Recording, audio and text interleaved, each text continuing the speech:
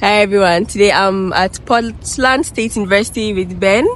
He's also a Ghanaian student since I'm in the US in Portland. And you guys know our channel is about studying, everything studying. So I have to come to Portland, and I got this good friend who connected me with Ben, and he's so helpful already. And we just met, but it's like I've known him for maybe 5 days now. So yeah, he's going to take me around Portland State University. Not really around because it's so huge, but he's going to give us some tips and bits, the application process and all of that. I know you guys want to hear that, so let's go. Okay. Residential building. It's nice. Yeah, it is. So how much do they pay? Students pay here? So this one is about $1,000. $1,000? Yeah. $1,000? Yeah, a month. $1,000 a month. Okay, Yeah. sorry, because I studied in Germany, so to me it's like, oh, it's so expensive. Yeah. But also maybe if you're on scholarship, then it's cheaper, right? So usually with the payments, I mean, if you're a research assistant or if you are a teaching assistant and you're paid, that is where you're going to pay your rent from. But I think there's been a conversation where they've been told to reduce the residential fee. So I don't know the current state as to how much they're paying for now. But Right. I think they may have done something about About it. But it. as far as I know, people But used to to you, pay. 1,000, as in the US, $1,000 is okay. It's expensive. It's expensive, It is, right? Yeah. It's, that's if like people want to relate and understand them more. Yeah. Now let's just peg it around like 14,000 cities. And that Okay, is like you're paying at a month. Yeah. Yeah. And so it depends on how much you are paid as a TA or as a research assistant. I think we'll come there. Yeah. Yeah. So let's start from the top. Yeah. Portland State University. Yeah. I don't like, as most of us after uni in Ghana, we looked to apply to a lot of schools different around the world. Yeah. Did you plan on only the US? Personally, I would say I planned between US and Canada. Okay. And I felt really connected to US because my family was in the US and they had been on my head that Right. I should come to the US. Maybe we could work. US. And growing Where up should we as, pass? Yeah. let's go straight. Okay. And growing up as a kid, US is the place where I wanted to come and pursue my master's degree. So I put in a lot of energy for the US schools compared to the Canadian schools. Okay, for you was US and Canada, but more of the US. Exactly, Yeah. but more of the US. So I put in that, I had like a list of schools, about 50 to 100, like within that range. Yeah. And I decided to sieve them up depending on the program that I wanted to pursue. So, Earth Science is broad, right? Yeah. And so. Earth Science from Legon. Yeah, from right. Legon. So depending on the field or the area that I really wanted to go into, that's where I kind of like tailored my application to the particular school. Okay. So here I was doing planetary science. This time I just wanted to do something about space. And that's what space, yeah. I mean, like, my research is about rocks from space, like meteorites. Okay, right. And so that is what like I'm presently doing. Okay. Maybe we'll take a short break. I want to take a video around. Yeah. Then we'll continue. This is the oldest building. Yes. Oh, it looks very old. It really looks European. It's an Asian building. Oh, okay. So, apparently, I'm actually like forgetting the name that tower out down there. This tower. This very one. Okay, this one. This water. Yeah. So it's made of brass, and the person that's donated this thing he's saying is made of brass. It's brass. Yeah. It's cold. It's very expensive. It's portable. You can drink it. Right? Yeah, so it's expensive. Brass. I was told it's worth like $30,000. $30,000. Yeah, and people have been stealing it. Of course. They'll come and cut some. Yeah, cut part of just it. Like take it away, and when you're caught, you just like straight to jail. Yeah. Okay, let's move away from here because of the noise. Rogue Hall. Okay, over there is Rogue Hall. So if you are coming to Portland, these are some of the residences you could apply to. This is also a residence. This building. This is where the man that donated the staying. So he's still there. He's dead. It's a long time ago. Rest his soul. Okay. This is one building. Smith. Ben's voice is really low. So Smith Memorial Building. Smith Memorial. I'm going to make you shout a bit. Sorry. Yeah. Smith Memorial Building. Okay. Yeah. It's a student it's like the school's facility. Oh, okay. Now it is very diverse. It Right. has a lot of departments inside of that building. So if it comes to maybe cultural related activities, it's in that building, and it has restaurants in there. It has student needs facilities in there. If you need like financial help or financial assistance, everything is in that building. Right. And so that is Smith Memorial Union Building. Okay. Yeah. Nice. Interesting. And this one is FMH. Over there? Yeah. Faribos Massey Hall. Okay. Yeah. That is also like a department. But then different students can come in there to have their classes. More like it is open to other Yeah, like departments. just can have classes there. Exactly. Different programs can come there. Okay. So if you come in here as a fresher, right, and you're supposed to get your student ID and you need some form of like registration, course registration, Yeah. you kind of like are lost about what to do. This is the right place to come. Oh, okay. It's more like an international center as well. Yeah, we have an international okay. student center that is right across the road. Okay, That is right KMC. across the road. That is Okay. KMC Calvin Center. And so that is solely for international students, Right. scholar services. But if it has to do with like student IDs, course registration and stuff, like that, This building. Right. Okay, so let's continue. yeah. So yeah, US and Canada were your options. So how many applications did you make So in the US? I made a total of 3 applications. 3 applications. Okay. Applications, yeah. And there were a couple of them I started, but I didn't submit. So this is the library. Okay, that's the library over there. Oh, nice. Recently there was Let me a turn on. serious protest. There was a serious protest. Yeah. Okay. Yeah. You saw I love Gaza, right? Yeah. So there was a serious protest on campus where lots of facilities Right. inside of this building was just like destroyed. Right. Students got in there and then they stayed in the building for 2 to 3 days. Okay, let me show you guys the library. That's it. So I don't have a camera, so my phone is my everything. Yeah. Yeah. So they destroyed a couple of stuff. That's why you can see the fence around it. If not, like you see. Then it was a massive protest. It was captured Wow. live on TV. Ooh. Yeah. First Wow. time I see my school tried that. Right. And so Yeah. for 3 applications that I made, one was to Portland State University. That was like my first choice. And that was somewhere around September last year, 2022 September. And the next one was Illinois State University. That was in January, and was almost the application deadline.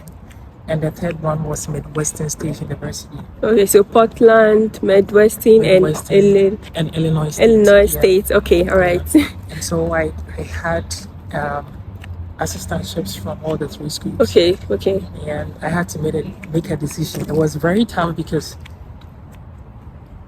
I loved all the schools and I was already enrolled in a master's degree. But then when I had this offer, I felt like yes, I need to like take this because this is something I really love to do. Yeah. Like the field was something I really love to be in. And so that was it. So I made a decision. Actually, like one school came first. Portland State University came first. And after that, I was deliberating on how to go about the processes and stuff. Yeah. Then in like a week or 2, another offer came. Then the following week, another offer came. And I had to make a choice because they had a deadline to accept or decline the offer. Okay, It was yeah. a very difficult one. But you also had like assistantship. Yeah. So like I don't know how this you guys your thing work. Like I know they give you like some deficits. Yeah. So let's talk about Portland, right? When you got the admission and everything, you applied for your assistantship. So my offer came with admission. Right. So when the admission came, it came together.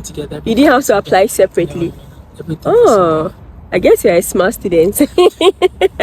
Everything. Oh, interesting. Yeah. So now that means you're studying here, you're not paying anything. Yeah, I'm not paying anything. So are you a teaching assistant? Yeah, I'm a teaching assistant. Oh, so how do you cope like teaching these kids here? Well, so when I came from the beginning, one thing I was struggling with was the accent. The accent. Usually when I come to class and I'm teaching these whites, and they're very nice and interesting guys, but speaking slowly and taking my time to speak in public or maybe when I'm teaching is something I do it like naturally. I do it slow. But coming in here, I have to learn the accent and I have to slang for them to understand Yeah, what I'm saying. yeah. So there were times where I would just decide to talk like how I would talk back at home, but some wouldn't understand and they would keep looking at you. So I have to do something about it. Yeah. So an accent was something I needed. That was to a great adapt. challenge, right? Yeah. That So was let's something I had to wrap my head talk about the application process. Yeah, Okay. You know, some people up to now they don't even know how to search for school. How did for the US schools? Do you have like a major portal where you have to see all the schools or something like this? So what I did was to first look at the number of states we have in the US. Okay. So I looked up for the number of states we have. We have about 50 of them. And I go to each and every state and I just look up for list of universities in the state. And they give you a list. Now what I need to do is to just take time and then look at these schools individually. Maybe like randomly I could just look at these schools, and when I take the school I'll just look at maybe the acceptance rate. And after that I'll go to the graduate portal to see the list of programs they have. Not all the schools will have the programs that you want, and so I'll just go to the graduate catalog and look at the list of programs they have.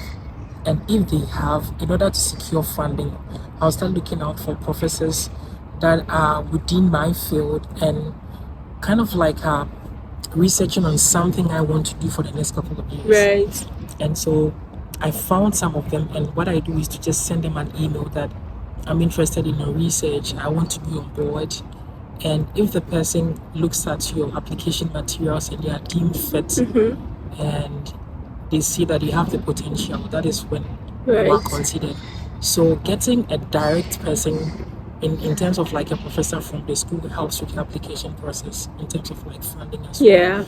And that is where you could stand a higher chance of getting funding when you are being issued admission. And so I did that, and that was it. So I waited till my admission came. So the admission actually came first without funding. Then a month after the funding, they renewed the admission with the funding. Interesting. So I think we forgot to mention, what are you studying? I'm studying planetary science. Planetary science, but you're from as you said, from Earth Science, but his master's is planetary science. But what you're studying is wild. You're going to like really chop big money. I hope so. Do you look at working with NASA one day? Well, because I know what you're studying there. It has something to do with Ghana. Because So some of the research that the person supervising me, it's partly sponsored by NASA, and so that chance. Really, really interesting. It's rare, like not so common. But you find so many people. So I feel like maybe the competition wouldn't be that high, with some programs when you're looking for a job, because there are a lot of people who studied it. So the competition is also really tight. And one thing is that earth science or geology is very diverse. So as I stand here after school, if I want to just sway away from planetary science and go into maybe hydrogeology or environmental science, I still could go because I have like the basics. I kind of also like geology, as I told you, because I did metallurgy. I did some basic geology stuff, and so it's interesting. It's really, really broad. You go into mining, you go into oil and gas, planets, science. It's really wide. It really is. So with Portland University, what's the acceptance rate? It's 98%. 98%. Also, what are the chances of also getting funding? So the chances of getting funding, I would say, is 50-50. Okay. And sometimes it will look like you can't get funding, but the secret to getting funding is being able to keep in contact with a professor who is probably within your field. Yes. If it is business and economics you want to read as masters, or maybe if there's any other program that you want to study in your master's degree, it is very important for you to keep up with a particular professor who is within that space. And that is how getting the scholarship or the funding comes about. There are times where they themselves may not necessarily have funding, but they may know somebody who can connect you with graduate assistant, so maybe graduate research assistant. So the chances of getting funding is 50-50, and it's more like depending on us as to how like you consistently keep in contact relate with the particular professor that you reached out to. So let's look at some of the requirements. Let's say GRE or IELTS. Which one did you have to? Do you have to write GRE? Well, so prior to reaching the school and my advisor, there was a requirement of GRE, and I decided to write that. And in place of IELTS, I wrote Duolingo. Okay. And I had the proficiency English test that shows that I can speak and understand English. But prior to doing all of these, I realized that it could be waived. It could be waived off. So I just told my supervisor that, look, I just want to take it because I've already paid for it. So even though it is optional, I still would want to write it and just like add it to my application. Right. So that means there's even a chance of you not writing GRE and it could be waived and you get admission. It's not always like that it's a requirement and the school necessarily like stands by it. Just like application fee, where maybe you may not have the money and you would want the application fee to be waived. It's about like reaching out to the school and letting them know that because of this, because of that, you are unable to pay for the application fee, or you think that if they could waive the application fee for you, it will pay for you. So you just like need to let them know and they will just proceed. There are times where some other schools will be a bit hard on waiving the application fee. Some too will not be a bit hard. But then not all the requirements are just like so strict. Some of them can be easily waived. Proficiency English exams or GRE or GMAT. You don't necessarily have to go through all of that. Right. So if you reach out to them and the particular advisor says that, well, you can proceed, that is fine. But usually when you have that, it kind of like supports your application or makes you stand out in a certain way. But if you reach out to the professor and he says that, well, you don't have to stress about it, I think and also I know some people have to do like something evaluation. So that is transcript evaluation. Did you have to do that? I didn't have to do that. So Portland State does not, as far as I know, for the graduate programs they do not do that, except I think for the bachelor's programs that some of them do. But then again, if you're able to reach out to them and let them know the circumstances, they are able to like take it. And I think there is one thing that I also need to mention for Portland State University. The West evaluation, other schools pay, but then they don't pay for that. You don't pay for the West evaluation. I think back home that would be around $150 or so. And so the kind of conversations we had with the graduate admissions back then, they said you are not supposed to pay for the West evaluation. They take it upon themselves and do it for you. So even if you have to do, it comes with no pain. All you need to do is to just submit your application, your transcript. Okay, nice. So, some people will ask, I got a second class lower. You went to Legon, right? I know I like you guys, your GPA system, but you see tech, our CWA, even if you get a first class, and it's still not so good. Like, I have experience with that. So if somebody gets a second class lower, do they have a chance of getting admission? You have a chance. You have a chance because what I have learned during this application process or back in school is that circumstances do happen. And circumstances that may happen does not necessarily tell your potential or does not necessarily tell who you are. Things may happen. I know lots of friends, a few guys out there who, because of one or two circumstances, they couldn't get the best out of themselves. And that is what these schools in the US know. They are very much aware of this. And I quite remember that even some of these application processes, that some would ask you that, do you have any justifications as to why you had this grade or that grade in this particular course or this particular program?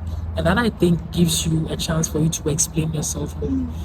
I don't think, even though in a competitive application where people are getting bigger GPAs, it may pose a challenge for you.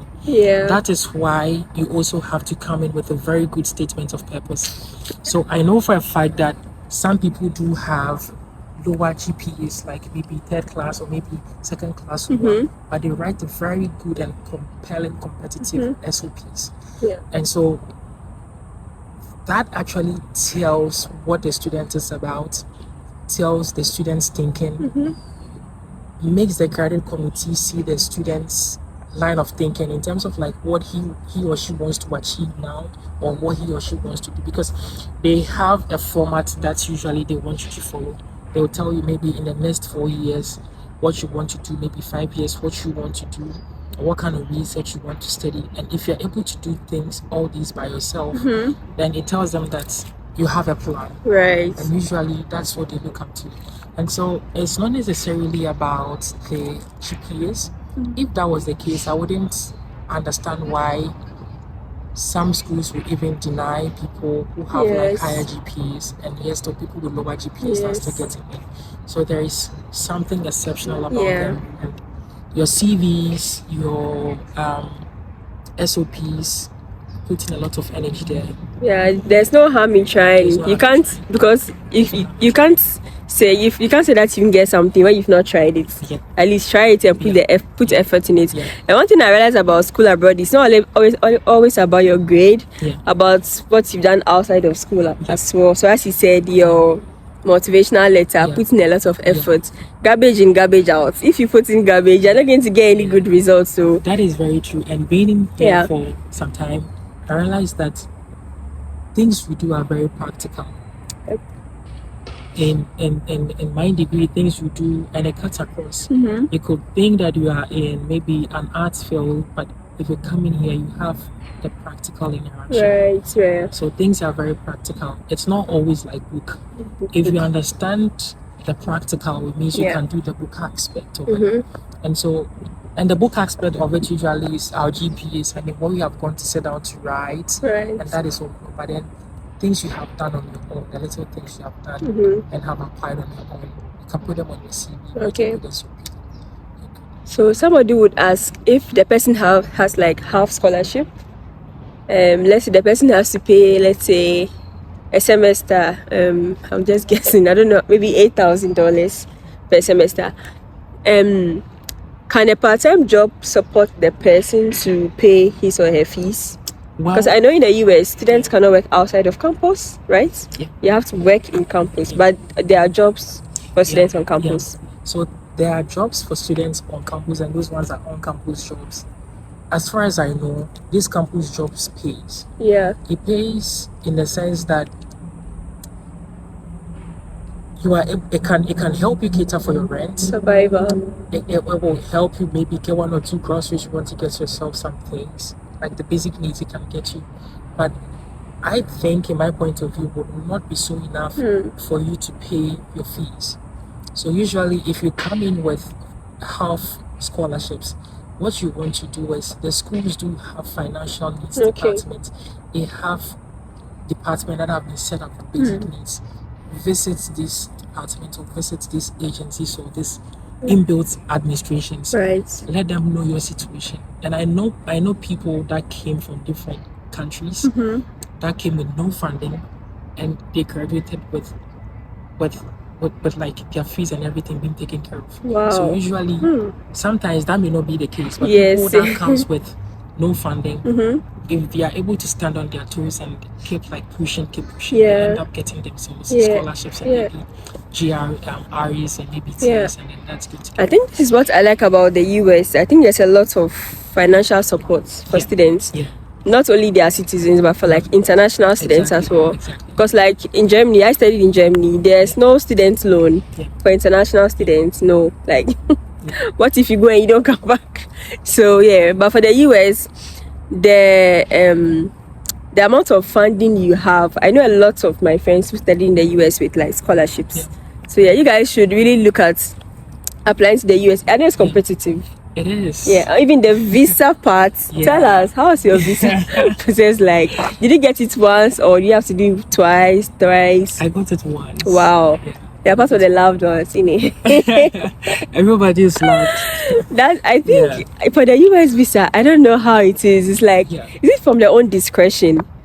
Because, okay, for me, okay, my visa was just once. For me, I was not going to study. It was just a visiting visa, so it was not like any. But from, I think the thing is, for me, as soon as you leave Ghana, getting any visa is not hard. Yeah, that's true. So even you see some people have maybe 80% scholarship, and they still deny them visa. Why? So, with what I have learned so far, a lot goes into they getting your visa approved and getting your visas denied. I'm not against any agents or other people that perform people's applications for them on their behalf. But I've seen instances where these people make 1 or 2 errors in their applications. You're applying to the United States. You have gotten a very good and a generous offer. Maybe a GRE, an offer with a GRE or maybe a TA. And it doesn't end there. You have to proceed with your application where you will have to continue with the visa processes, filling of forms, online forms and everything. Now, these are information that you need to provide. You need to provide your personal information about what you've been doing in the past and in the present, a little bit about your parents. Now, these people sometimes may not maybe necessarily put everything right, and some students that are coming do not go through the pain of making sure that everything is right. They could make maybe an error in your application, and then you do not go through the pain of like making sure that everything is right. And the visa officers have access to these things. They can ask you a question that will be contradicting to what has been provided in your application, and that feels to them that you're telling lies. They're human beings just like because us. They don't know anything about you. They don't know anything about you. Are the one presenting yourself. You're the one presenting yourself. So whatever you put in there is what they ask you. An agent could just start everything from A to Z for you, and you have little knowledge about what went through your application. I remember somebody was denied because the person wasn't able to give a rundown of how he or she got the funding, probably because everything was in charge by an agent. So that is one aspect of it. And the second part, or the second thing I would mention, offers funding. The thing is that the US education system is very good. As far as I know it's very good and very practical. But you wouldn't want to put yourself in a situation whereby you are in and then you are stressed because you do not have enough funding, and you have to work yourself out for different jobs to be able to pay for your tuition. They don't like to see you stressed or coming in here when you have not demonstrated that you are financially capable of taking care of 1 or 2 things as far as your education is concerned. So let's say you get maybe 40% funding, 50% funding. That is something generous, right? But when you go to the embassy and you ask for financial documentations, somebody is unable to show proof of funds that is enough, that, well, you are able to, or maybe as you're coming to the US, you are coming to, or you are able to take care of the part that is remain, or maybe the deficit. You have enough money to cater for the deficit that you have left. So that is like not demonstrating or showing enough financial capacity as far as your application is concerned. And there's been stories about uncles. I mean, everybody is different. People get their visas approved using uncles' stories. People get their visas approved using mothers, and different stories. But usually I realize that if you are going for a visa interview, using your first hand, like relative, maybe your mom or your dad, also kind of like gives you a chance. People go with their cousins. I mean, we are all different, but to put yourself in a better position, don't go too far. Maybe your mom, or maybe your dad, or maybe your sister, maybe your brother is okay. And maybe sometimes now the uncles, because we have like, as far as like our cultural, everyone is our uncle or auntie. And we go through different things, and somebody may be willing to pay your fees for you. It's different. But cousins, and sometimes they may not necessarily believe that story. And so that is a little bit of a challenge. But sometimes your story may be true. And the other thing that I would also mention, as far as like the visa process is concerned, is people not being able to demonstrate to them that when they come here, they are also going to come back. I mean, there are 3 main things. Demonstrating that you are coming here to study, and not necessarily like you're coming here to work. As you are presenting documents, you're coming here to study. You'll be questioned or asked one or two things, and that's where like demonstrating that you're a bona fide student comes in. That's number one. Number two, it's showing enough financial capacity. I mean, demonstrating that you're financially capable. And three, demonstrating that after your degree, you're going to come back. If you are unable to satisfy some of these conditions, it may not necessarily be satisfying all, but if you're unable to satisfy all of these conditions, that's when your visa could be denied. Right. Yeah. And so these things have There's a lot of factors. Yeah, a lot of factors that goes into play. Sometimes you may be denied, you didn't understand why you were denied, but maybe you were asked a simple question like, maybe what is earth science, what is hydrogeology. Right. If you come in here to study, and you don't know what that is, say something about it. That's a big red flag. Exactly. And so, how then do you demonstrate to the visa? Even me, I'll deny you. Coming to study. If you can't define your own program. So that is a challenge. And please don't fumble. Yeah. Don't let nervousness get to you. I don't know how true that is, but you hear people talking about it. In one of the visa groups that I joined, somebody was denied for going to the person was going to Harvard University, and the person was denied all because he was fumbling and couldn't get his status right. Oh shit. I understand sometimes you be in the queue and you see people being denied, and that is fine, and you can feel the pressure of it. But everybody's story is different. Okay. Yeah. What somebody could be denied for, you could be approved for the same factor. And so there is no cause for being nervous or feeling anxious about anything. Just feel relaxed, rehearse your story, and just go and then deliver. So putting nervousness aside, don't sound rehearsed or don't sound scripted. Some people come in here and go to the visa center, and then when the person starts to talk, it's like you have scripted everything. I've not had a personal interaction with the visa officers, but somebody interviewed one visa officer and she mentioned that we sound too scripted. Yeah. It's like we've rehearsed. That's how the Ghanaian educational system is, right? You want to di baba, then you want to go and pour that same thing out, And as soon as you forget one word, then you're like, you're messed up. Exactly. When you just forget, and it's a tension environment to some people. Yeah. So if you sound too rehearsed and you forget just one line, you'll just be standing there, and the rest of your sentences will not be coming. And how are you going to look? So they just want it to be conversational. You don't have to be intimidated. Exactly. So just go out there and just have fun. I think it's not our fault. It's the way we've been brought up. Us, we are timid. We are not Ghanaian kids as growing up. So we are not that outspoken. So when you travel abroad and you're mixed with these white people or these Black Americans, and you realize how outspoken they are, it's like you think they are being disrespectful. No, they are not. They're very loud. The way we say please in Ghana, you can't use please anyhow when you're outside. Why are you saying please? Yeah. Some even feel offended. Exactly. Some feel offended. So just be very confident, and then look into the eye of the visa officer. Look into the eye. That's it. As long as you are seeing eye to eye, I don't think you fumble. Just be okay.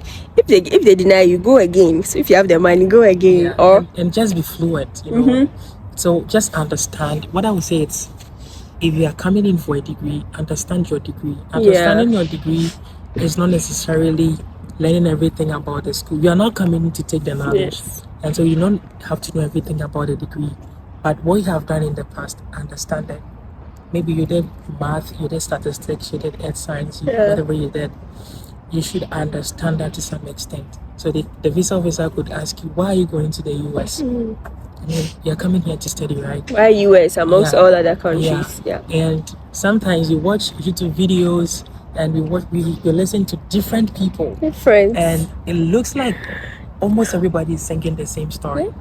So the visa officers keep hearing the same story. This degree is going to give me this knowledge. This degree is going to help me. But that is what everybody is saying. The degree is going to help everybody. But what is that unique thing that is peculiar to you?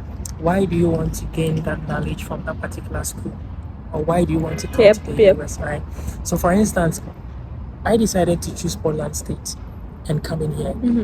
Now, how I understand this is that I'm coming to the US because of Portland State University. That means that if Portland State University was in Canada, I would have gone to Canada. Yep. So you realize that there is something unique and peculiar about the school, and that is why I came here. I'm studying planetary science, and I mean, this is just like rocks from space, and I study terrestrial like rocks on land as well. I decided to choose Portland State University because there are lots of volcanoes in the area, right? And when it comes to geology, there are rocks, so many rocks. So the environment is already giving you the geology vibe. Easy access. Easy access to these locations where you can see the rocks, you can sample them, you can go there, take photographs, and make good notes. So if the visa officer comes to ask me that why did I choose Portland State University, I can say I chose the school because of the location and because I want to study geology. I feel like the area will help me understand geology more.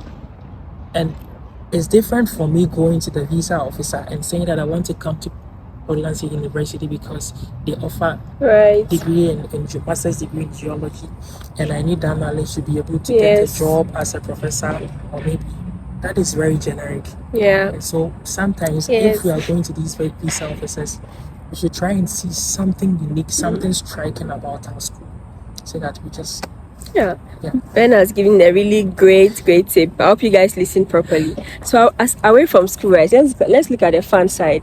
I know graduate studies is not easy, especially coming from Ghana and trying to adapt to this kind of learning system. There are days when we are sad as international students. Like we post our pictures on WhatsApp, whatever, but behind the scenes, you don't know what's going on. So what are some of your struggles at the beginning, like trying to adapt to the learning system? Did you have any struggle? Well, one of the struggles was, our professors that are back home are very good. They have very good knowledge, and they are the ones that have led us to come in here. But our accent, the accent is different from whatever the whites. The accent is different from the whites. The whites speak fast. So there could be times where I remember there were times where I could be in class and the professor is speaking. For the first 30 minutes of the class, I'm paying attention. After that, it's like I'm not in the class. See what you just said? They speak really fast. You are even in the US. So those of us who studied in Europe and their language is not English, and then they have this another accent. Like I'm trying to and you have to I can understand the struggle. And the thing is, that is where the passion comes in. That's where the determination comes in. You don't give up there because that is what you want, right? That is why you came, and that's what has brought you here. Exactly. And so you have to make the extra effort to understand it.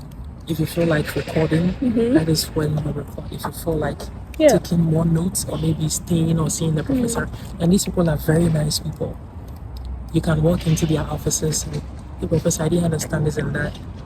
They will spend so much time with you, going over and over and over again, making sure that you understand. So how many credits for masters? My program is 45, but I feel it's going to go beyond that. I did 120 credits. That's what I saw on the school's website. But 45. Definitely, I know it's going to go because I've already gone past that. Okay, so at least 45. 45 credits. Okay. So how is the assessment like? Do you guys do exercises, assignments? So we exams, is it oral, written, practical?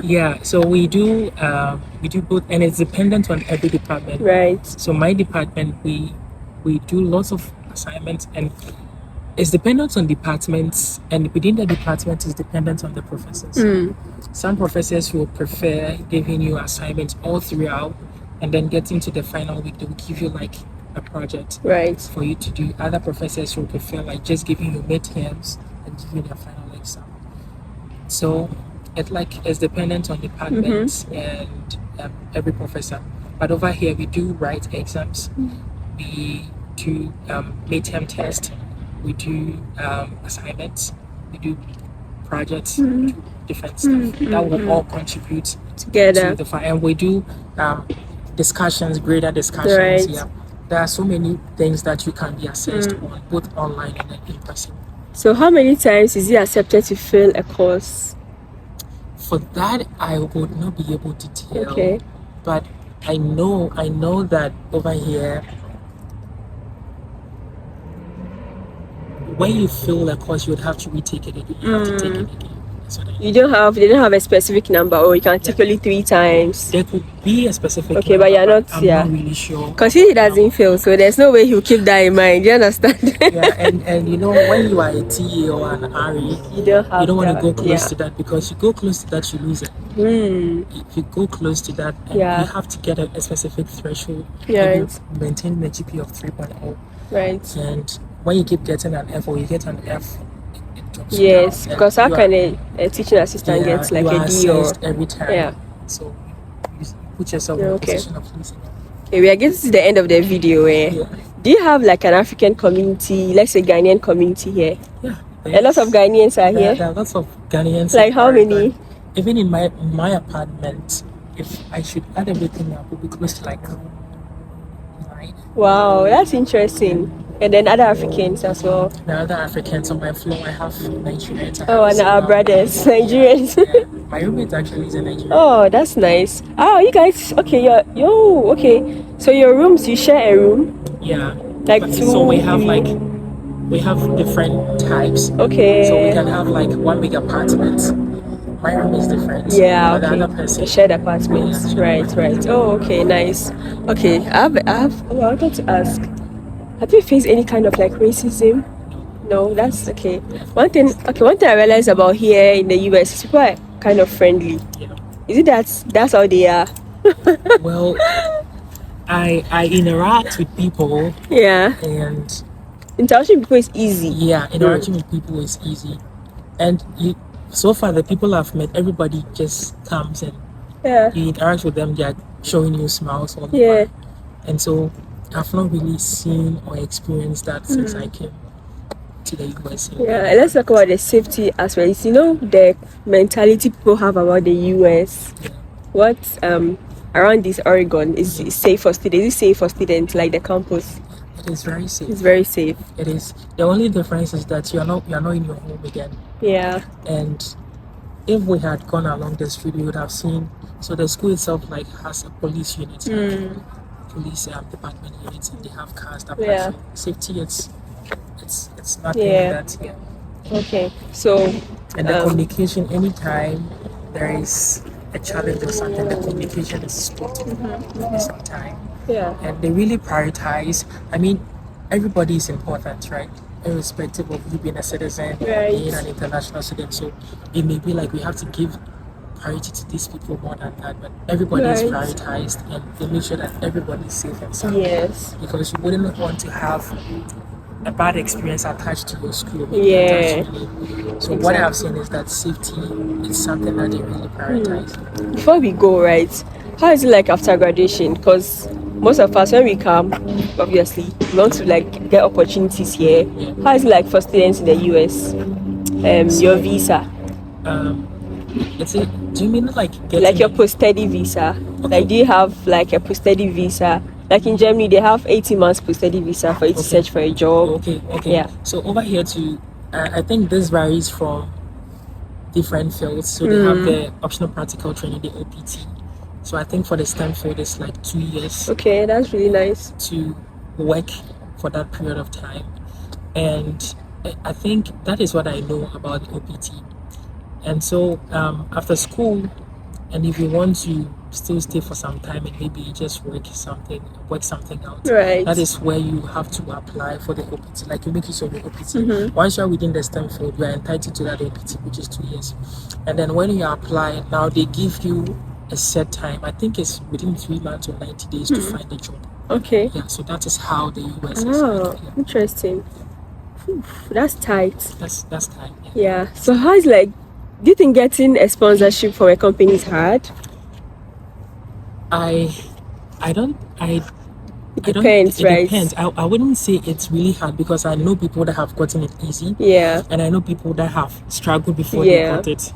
Yeah, everybody's different. Everybody is different. You just have to, like, for job application, like I have first-hand experience, just apply. Like when you wake up in the morning, that's your job. Apply to as many as possible, because you don't know which one would, And usually when you know that your program is about ending, yes, you do not have to wait till the program is ending before. And what I have seen that has happened is, if you apply and the company, there are companies out there who will wait for you. Honestly, I've seen examples of people that said that, oh, I wasn't down with school, but the company is to wait. Everybody is different. And that is how maybe you could get the opportunity as well. And so you do not have to wait to maybe 2 months or 3 months to your end date before you start looking for them. Keep applying for PhD. If you want to be in the States, PhD job, just like throw them out there, and it gives you a variety of options. That is if you want to stay in the States. And then you can still keep your visa. Right. So what are your last words to people who want to study in the US? Well, coming to the US, it's fun. You get to meet people, you get to build connections.